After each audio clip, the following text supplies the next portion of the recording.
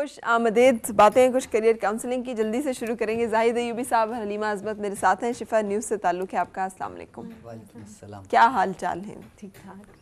اچھا جی، آج بات کریں آکوپیشنل تھراپی کے اوپر. جی ہاں، آکوپیشنل تھراپی پہ آپ بتائیں گے پہلے. جی ہاں بالکل. اچھا، آکوپیشنل تھراپی، آکوپیشن کا جب ورڈ سامنے آتا ہے تو بہت سارے لوگ یہ سمجھتے ہیں کہ شاید یہ جو طریقہ علاج ہے اس کا تعلق آکوپیشنز کے ساتھ ہے، جیسے کوئی ٹیچر ہے، کوئی مزدور ہے، کوئی انجینئر ہے، لیکن ایسا نہیں ہے. اس میں تھوڑا سا ڈفرینٹ ہے. اگر اسپیلنگ نہ دیکھیں تو بہت سارے لوگ یہ بھی سمجھتے ہوں گے کہ آکوپنکچر کے ساتھ شاید کوئی تعلق ہے. ہاں جی بالکل، یہ بھی ہو سکتا ہے. تو ایکچولی یہ ہیلتھ کیئر کا وہ شعبہ ہے جس میں ان لوگوں کا علاج کیا جاتا ہے جو کسی بیماری یا کسی حادثے کے نتیجے میں ان کو کوئی فریکچر ہو جائے اور وہ اپنی ڈے ٹو ڈے لائف جو ہے اس میں ڈیپینڈنٹ ہو جائیں، دوسروں پہ کوئی کام پراپرلی نہ کر سکیں. میں تھوڑا سا یہ بتا دوں چلیں، یہ اس وقت جو ہے آکوپیشنل تھراپسٹ سائمہ ہیں اور یہ ایک پیشنٹ ہے جن کو کوئی ہاتھ کا ایک پرابلم ہے، ان کا ہاتھ پراپرلی فنکشن نہیں کر رہا. تو اس کی یہ ایکسرسائزز کروا رہی ہیں. ان کی جو مسل ٹون ہے اس کو کچھ تھوڑا سا وہ ایکٹیویٹ کریں گی. ٹھیک ہے. اور اس کے بعد پھر باقی جو ہے اس میں بہت ساری چیزیں کریں گی. تو بیسیکلی میں آپ کو ایک مثال سے یوں سمجھاؤں کہ فرض کریں ایک شخص کا کوئی ایکسیڈنٹ ہوا، اس کا ایک بازو جو ہے وہ ٹوٹ گیا. تو سب سے پہلے وہ آرتھوپیڈک سرجن کے پاس جائے گا جو اس کے بازو کو جوڑ دے گا. لیکن اس کے بعد اگر وہ بازو حرکت نہیں کر رہا پراپرلی، وہ اپنے سر سے اوپر اس کو نہیں اٹھا پا رہا، تو فزیو تھراپسٹ جو ہے وہ اس کو جو اس کی حرکت کو واپس لائے گا. اس کے بعد اگر اس کا ہاتھ کام نہیں کر رہا، اگر وہ اسٹوڈنٹ ہے تو وہ قلم پکڑ کے لکھ نہیں سکتا اور اپنے وہ بٹن بند نہیں کر سکتا، اپنے دانت برش نہیں کر سکتا اس لیے کہ اس کے ہاتھ کی جو ہے وہ گرپ نہیں ہے، تو یہ کام جو ہے وہ آکوپیشنل تھراپسٹ کا ہے. وہ اس کو لے کے آگے چلتی ہے اور یہ فزیو تھراپی سے کافی حد تک ڈفرینٹ ایک جو ہے وہ کام ہے. صحیح، لیکن پیرالل چلتے ہیں دونوں. پیرالل چلتے ہیں. بلکہ میں آپ کو بتاؤں، ایک آکوپیشنل تھراپسٹ جو ابھی سائمہ ہیں، انہوں نے ہمیں یہ بتایا کہ ہاسپٹل کے جو نیورولوجسٹ ہیں وہ جب یہاں سے آکوپیشنل تھراپسٹ کی ٹرانسفر ہوگی اور چند دنوں کے لیے کوئی نہیں تھی، تو وہ پھر بھی جو آکوپیشنل تھراپسٹ لکھ کے جو ہے وہ ریفر کر رہے تھے پیشنٹس کو. جب ان کو بتایا گیا کہ یہ نہیں تو وہ تو نہیں ہے، تو انہوں نے کہا نہیں، فزیو تھراپسٹ کا کام چونکہ ڈفرینٹ ہے تو بہرحال آپ کو یہ ایک الگ اسپیشلائز جاب ہے اور آپ کو اس حوالے سے ہی جو ہے وہ کرنا ہے. صحیح، بالکل صحیح. اچھا، اب یہ ہم جانیں گے اس کے بارے میں مزید کہ یہ کیسے ہم اس پروفیشن میں انٹر ہو سکتے ہیں. اس سے پہلے رکنا ہے ہمیں کیونکہ خبروں کا وقت ہے. نیوز خوش آمدید. زاہد ایوبی اور حلیمہ عظمت ہمارے ساتھ ہیں. آکوپیشنل تھراپی پہ ہم بات کر رہے ہیں جی، اور آپ نے ہمیں بتایا تھا کہ آکوپیشنل تھراپی ہے کیا اور تھراپسٹ جو ہیں وہ کیا پرفارم کر رہے ہوتے ہیں. جی بالکل.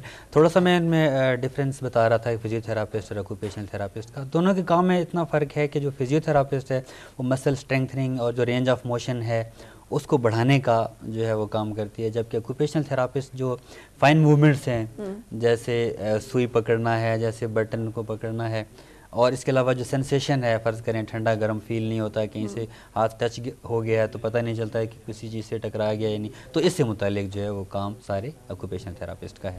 صحیح، بالکل صحیح. یہ بیسکلی ایک ٹیم ورک ہے. فزیو تھراپسٹ پہلے کام کرتا ہے، پھر اس کے بعد وہ آگے آکوپیشنل تھراپسٹ ہی اس کو ڈیل کرتا ہے.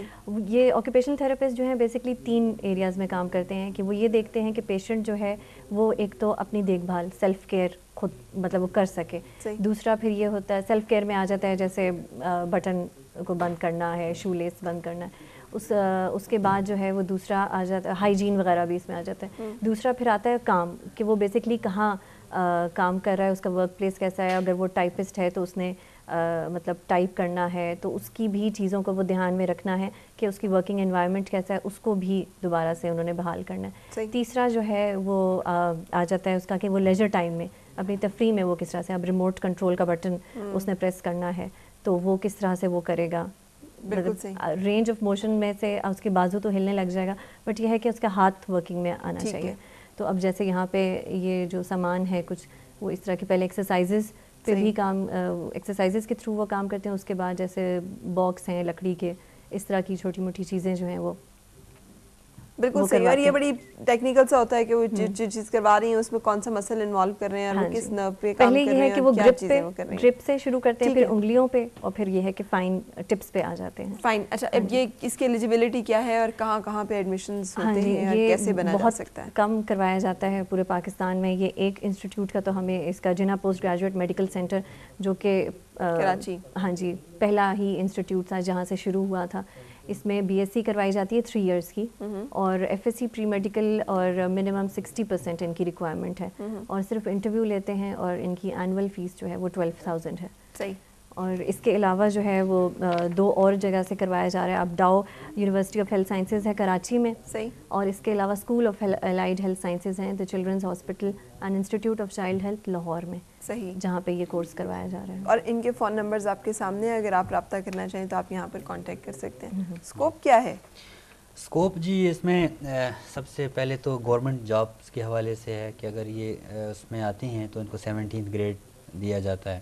FPSC اگر کلیئر کرتے ہیں. ہاں جی بالکل, جو بھی اس کا سیٹ اپ ہے اس میں سے گزر کے. لیکن میں آپ کو بتاؤں یہ جو آکوپیشنل تھراپسٹ ہیں, انہوں نے یہ ہمیں خاص طور پہ کہا ہے کہ آپ اس ایشو کو اٹھائیں کہ گورنمنٹ جو ہے اس پہ وہ پوسٹ نہیں دیتی, اپنی اسامیاں مشتہر نہیں کرتی, سیٹیں نہیں ہیں. آکوپیشنل تھراپسٹ بہت کم ہیں پورے پنڈی اسلام آباد میں. کوئی میرا خیال ہے 2 یا 3 آکوپیشنل تھراپسٹ تھیں, جن میں سے 2 چلے گئیں, اور ابھی ایک جو ہے یہی ہیں, سائمہ خاتون جو ہے اس کا نام ہے ان کا, وہ بھی کانٹریکٹ. اور یہ کہتے ہیں کہ اصل میں جب یہ زلزلہ آیا تو اس کے بعد پہلی دفعہ انہوں نے یہ جو ہے وہ اس کے سامنے کیا تھا کہ ان چیز کی بھی ضرورت ہے. وہ بھی جب باہر سے تھراپی کا بھی اسی وقت ریئلائز ہوا کہ اوہو ہمیں تو ریہیبلیٹیشن سینٹرز اور ریہیبلیٹیٹرز کی ضرورت ہے. ہاں جی بالکل. اور آکوپیشنل کو ابھی بھی اہمیت نہیں دی جاتی ہے کہ اس کا بھی آگے کوئی ہے. تو اس میں یہ ہے کہ چلیں گورنمنٹ جاب میں آتی ہیں تو پھر بھی چلیں ہم کہہ سکتے ہیں 17th گریڈ ہے, لیکن پرائیویٹ سیکٹر میں ان کی بہت زیادہ مانگ ہے. NGOز ہیں, اس کے علاوہ ریہیب سینٹرز ہیں, پھر اسپیشل سینٹرز ہیں, اسپیشل ایجوکیشن کے جو سینٹرز ہیں. تو اس کے علاوہ جب جو پاکستان میں چونکہ یہ ہے کہ زلزلے کے امکان پہلے بھی آتے رہے ہیں, ابھی بھی بلوچستان میں زلزلہ آیا ہے, اس سے پہلے وہاں آزاد کشمیر میں, اور وہاں پہ جب زلزلہ آیا تھا تو اس وقت اچھی خاصی انہوں نے کچھ پوسٹ مطلب دیں, جو لوگ آئے مختلف جگہوں سے, لیکن کانٹریکٹ بیس تھیں. تو لوگ آئے وہاں پہ, انہوں نے کام کیا, اور جب وہ کام ختم ہوا تو ان کو ایک طرح سے پوسٹیں ختم کر دی گئی. تو دوسرا اس کے ساتھ ساتھ ہی میں ایک بات اور کہنا چاہوں گا کہ جب ڈیزاسٹر مینجمنٹ پلان ہم بنا رہے ہیں مختلف حوالوں سے, تو ہمیں اس کو بھی سامنے رکھنا چاہیے, کیونکہ کئی حوالوں سے ہمیں اس کی ضرورت بہرحال ایمرجنسیز میں بھی پڑے گی. جیسے زلزلوں کی میں نے بات کی, جیسے ایک دہشت گردی کا ایک ایشو مستقل ہے, جیسے ہم جس خطے میں ہیں وہاں پہ ہمارے ارد گرد جنگیں اور اس چیز کے بھی امکانات ہیں, تو ہمیں ان کی بہت زیادہ ضرورت پڑے گی, اور عام زندگی میں بھی ان کی ضرورت ہے. لہٰذا اس کو جو ہے نا خاص طور پہ تھوڑی سی سرپرستی کی جانی چاہیے, اور اس کی پوسٹیں جو ہے وہ دونوں کو, PT کو بھی اور OT کو بھی. بالکل. اور اس میں وہ لوگ کہتے ہیں کہ زلزلے میں بہت سارے لوگ ایسے تھے جو کہ تھوڑا سا تو چلیں وہ فزیو تھراپسٹ نے ان کا کام کر دیا, لیکن وہ مفلوج ہو گئے, وہ کام نہیں کر پا رہے, اب ان کی ڈیپینڈنس بہت زیادہ بڑھ گئی ہے. تو اب تھوڑا سا اگر اس پہ کچھ کیا جاتا تو شاید ان کو بھی ایک فعال رکن بنایا جا سکتا ہے. اب یہاں پہ national institute of handy capped ہے, وہاں پہ پورا ایک سیٹ اپ ہے ان کا آکوپیشنل تھراپی کا, مگر وہاں پہ کوئی ہے نہیں کام کرنے کے لیے, کیونکہ ایک تو کانٹریکٹ پہ رکھتے ہیں, بالکل کانٹریکٹ پہ رکھتے ہیں لڑکیاں, اور ہیں بھی لڑکیاں آتی ہیں سندھ سے, کیونکہ JPMC میں ہوتا ہے, اور لڑکے آتے نہیں ہیں کیونکہ کانٹریکٹ بیسڈ ہیں, ان کو پتہ ہے. لڑکے ویسے ہوتے بھی نہیں ہیں OT میں. JPMC میں جب میں پڑھ رہی تھی تو لڑکے OT میں نہیں تھے, صرف لڑکیاں ہوتی ہیں. ہاں جی, اب نہیں مجھے پتا کہ اب ہونا شروع ہے, بہت کم ہے, مگر کانٹریکٹ پہ آتے نہیں ہیں, ظاہری بات ہے, پھر پرائیویٹ سیکٹر ہے. تھینک یو سو مچ. اسی سیڈ نوٹ کے ساتھ کہ ہونا چاہیے ضرور, یہ ڈپارٹمنٹس جو ہیں یہ بڑے اہم ہیں ہیلتھ کیئر میں, اور ان کو کرنا چاہیے. لیکن جو بچے اپنا فیوچر پلان کر رہے ہیں اور وہ آئیں اس میں, تو ان کے لیے تو ایک اچھا فیوچر ہے نا. بالکل, باہر بھی بہت زیادہ اس میں یہ ہے کہ جو ابھی ہم بات کر رہے ہیں وہ صرف گورنمنٹ سیکٹر کے حوالے سے ہے. پرائیویٹ سیکٹر میں تو اس کی بہت زیادہ مانگ ہے, جو لوگ باہر جانا چاہتے ہیں اس کے لیے اس میں اسکوپ ہے اچھا خاصا. بالکل صحیح. تھینک یو سو مچ. کچھ ایسا تو نہیں جو ہم مس کر رہے ہیں؟ نہیں, کور ہو گیا سب ٹھیک. Thank you. رکیں گے ہم, لیں گے ایک چھوٹا سا بریک, اور تانیہ کی طرف چلیں گے جہاں پر آج بن رہی ہے